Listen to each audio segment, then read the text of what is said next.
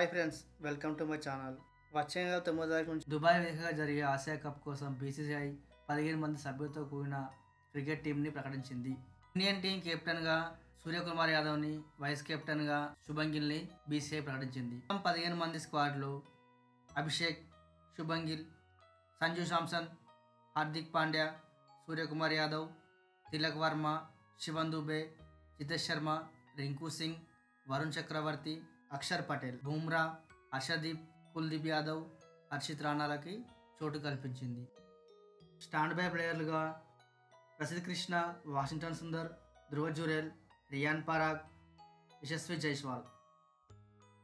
BCCI ప్రకటించిన team ఎలా ఉందో ఒకసారి చూద్దాం.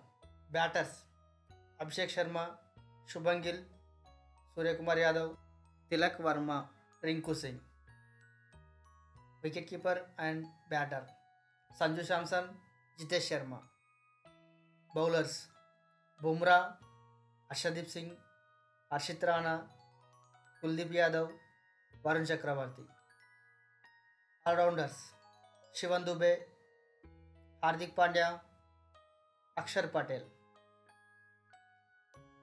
నాకైతే బీసీసీఐ ప్రకటించిన ఇండియన్ టీం చాలా బ్యాలెన్సింగ్గా ఉంది. యశస్వి జైస్వాల్ కూడా టీంలో ఉంటే బాగుండేది, కాకపోతే తను స్టాండ్ బై ప్లేయర్గా ఉన్నాడు.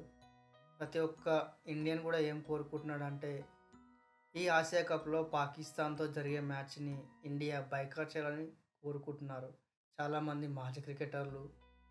మాకు అందరూ తెలిసిందేగా, ఇంకా పొలిటికల్స్ వాళ్ళు వీళ్ళు అందరూ.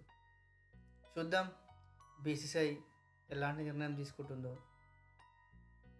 Anyway, all the best team India.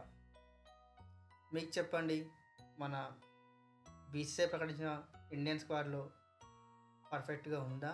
ఇంకేమైనా ఎవరైనా యాడ్ అయితే బాగుంటుందా? కామెంట్ చేయండి.